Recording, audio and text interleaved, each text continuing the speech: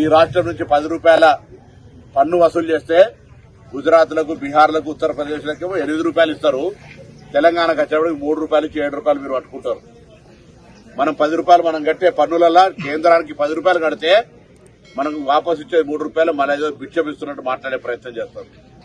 తెలంగాణ విభజన పట్ల మీరు చూసిరు, వాళ్ళ ఎంపీ గాని ప్రధానమంత్రి గాని అందరూ కూడా ఏం మాట్లాడుతారు, తెలంగాణ అనేటువంటిది ఒక ఏర్పాటు విభజన ప్రక్రియ పాకిస్తాన్ ఇండియాతో పోల్చే పరిస్థితులలో దౌర్భాగ్యంగా ఉన్నారు. ప్రధానమంత్రి అంటాడు తల్లి చచ్చిపోయి బిడ్డ పుట్టిందంటాడు. ఇటువంటి పరిస్థితులలో ఎంత దౌర్భాగ్యకరం, వాళ్ళకి తెలంగాణ ఎంత విషయం కక్కుతున్నారో అర్థమైతా ఉంది. ప్రజలు గమనించాలి. ఇవాళ ఈ రాష్ట్రంలో 8 ఎంపీలు గెలిచినాయంటే ఆ రోజు బీఆర్ఎస్ సపోర్ట్ తోటి బీఆర్ఎస్ మద్దతు ఇచ్చారు కాబట్టి 8 గెలిచారు.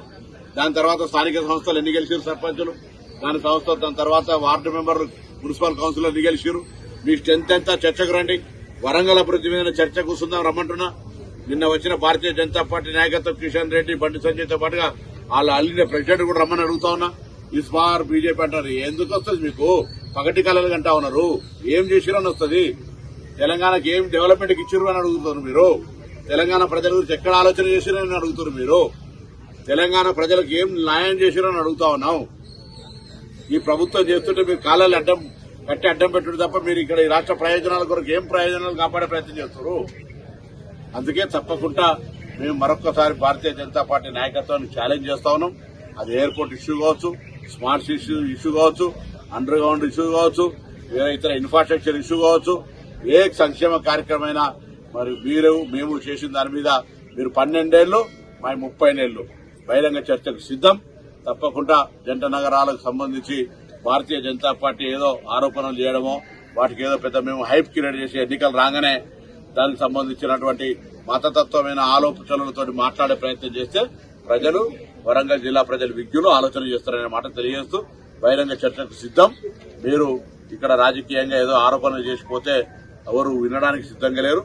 హన్మకొండ, వరంగల్ అభివృద్ధికి సంబంధించి మీరు ఏం చేసిరో ఒక వైట్ పేపర్ రిలీజ్ చేయమని కూడా కోరుతాం. మరి మీరేం చేస్తున్నారు? గుడ్డిగాడిదల పనులు నమ్ముతారా? మీరంతా తీసుకురండి ఒకసారి. మా ఇళ్ల ముందుకి ఏమన్నా తీసుకొస్తే మీరు ఉంటారా పోతారా అప్పుడు చూపెడతాం. మేము నిజాయితీగా పనిచేస్తున్నాం. తెలంగాణ ప్రజల పక్షాన పనిచేస్తున్నాం. ఆదిలాబాద్ ఎయిర్పోర్ట్ మేమే తెస్తున్నాం. వరంగల్ ఎయిర్పోర్ట్ మేమే తెస్తున్నాం. 3 బుల్లెట్ ట్రైన్లు మేమే తెస్తున్నాం. చెర్లపల్లి టెర్మినల్ ఇచ్చింది మేమే. రేపు నాగులపల్లి టెర్మినల్ ఇచ్చేది కూడా మేమే.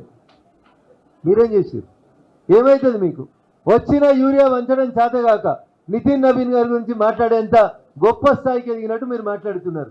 రమ్మను me all India Congress committee అధ్యక్షుడిని, మా అధ్యక్షుడిని పిలుస్తాం. ఎవరికి నడవస్తుంది, ఎవరికి మాట్లాడొస్తుంది, ఎవరికి కూసోవస్తుంది, ఎవరికి పరిగెత్తొస్తుంది, ఎవరికి సమస్యల మీద అవగాహన ఉందో ఒకసారి పెడదాం పట్టు 1-to-1 డిబేటు. కూసోరానోళ్ళు, నడవరానోళ్ళు, లేవరానోళ్ళు, ఎన్నడూ ఎన్నికలలో గెలవనోళ్ళు, అడ్డదారిలో వచ్చినోళ్ళు, వీళ్ళు కూడా మా గురించి మాట్లాడుతుంటే ఎట్లా? అందుకని ఒకటంటే 4 అనడానికి భారతీయ జనతా పార్టీ ఎంపీలు సిద్ధంగా ఉన్నారు. నితిన్ నవీన్ గారు వచ్చింది భారతీయ జనతా పార్టీ సంస్థాగత వివరాలు మా కార్యకర్తలను చూడడానికి. వారు మంత్రి కాదు, వారు అభివృద్ధి కార్యక్రమాలను సమీక్షించడానికి రాలేదు. ఈ మాత్రం కూడా మంత్రులకు అవగాహన లేకపోతే ఎవడేం చేస్తాడన్నా? ఇది కాంగ్రెస్ నాయకులకి, కాంగ్రెస్ మంత్రులకు ఉన్నటువంటి అవగాహన. మా పార్టీ నాయకులతోటి మేము వితిన్ ద 4 వాల్ సమావేశం పెట్టుకొని పార్టీ భవిష్యత్తు 2 సంవత్సరాల్లో ఎట్లా పనిచేయాలని మేము దశని నిర్దేశించుకుంటుంటే నితిన్ నవీన్ గారు అభివృద్ధి మీద మాట్లాడతలేరు. అరిగిపోయిన రికార్డు. ఢిల్లీకి రూపాయి ఇస్తే మాకు 3 పైసలు వస్తున్నాయి, 30 పైసలు వస్తున్నాయి. మరి కొడంగల్కి 5,000 కోట్లు ఎట్లా పోయినాయో పొన్నం చెప్పాలి. హుస్నాబాద్కి వచ్చినా 5,000 కోట్లు చెప్పాలి పొన్నం. 119 నియోజకవర్గాలకు ఎమ్మెల్యే కదా. మరి మేడ్చల్ పైసలు మేడ్చల్కే, వికారాబాద్ పైసలు వికారాబాద్కే, రంగారెడ్డి పైసలు రంగారెడ్డికే, సంగారెడ్డి పైసలు సంగారెడ్డికే అంటే నీ హుస్నాబాద్కు పైసలు ఎట్లొస్తాయి పొన్నం? అది ఆలోచించు ఒకసారి. ఆదిలాబాద్కు పైసలు ఎట్లొస్తాయి ఒకసారి ఆలోచించు. అందుకని తలా తోకలేని మాటలు మాట్లాడి జనాల లోపల ఏదో పర్సెప్షన్ డెవలప్ చేయడానికి ప్రయత్నం చేస్తే బాధ్యత గల మంత్రులుగా పనిచేస్తున్నటువంటి మీకు తగదని చెప్పి ఈ సందర్భంగా హెచ్చరిస్తా ఉన్నాం. 2 ఏళ్ల ముందే కాంగ్రెస్ వాళ్ళకి అర్థమవుతుంది వాళ్ళ పునాదులు కదులుతున్నాయని. కాంగ్రెస్కి రేవంత్ రెడ్డి గారు చివరి ముఖ్యమంత్రి అని, భవిష్యత్తులో మళ్ళీ ఒక 2 దశాబ్దాల దాకా కాంగ్రెస్ అనే పేరు తెలంగాణ రాష్ట్రంలో వినబడదని అర్థమైంది. కాబట్టి ఓ పక్కన విప్పులు, ఓ పక్కన మంత్రులు ఆగమై గాలి గత్తరకు తిరిగినట్టు తిరుగుతూ ఉన్నారు తప్ప వీళ్ళకు ఒక అవగాహన లేదు, వీళ్ళకు కంటింజెన్సీ ప్లాన్ లేదు. జూన్లో ఏం చేయాలో తెలియదు, జూలైలో ఏం చేయాలో తెలియదు, వాన పడితే ఏం చేయాలో తెలియదు, వాన రాకపోతే ఏం చేయాలో కూడా తెలియదు. ఇది కాంగ్రెస్ మంత్రులకి వ్యవసాయం పట్ల ఉన్నటువంటి అవగాహన. దురదృష్టం ఇట్లాంటి ప్రభుత్వం తెలంగాణ ప్రజలు.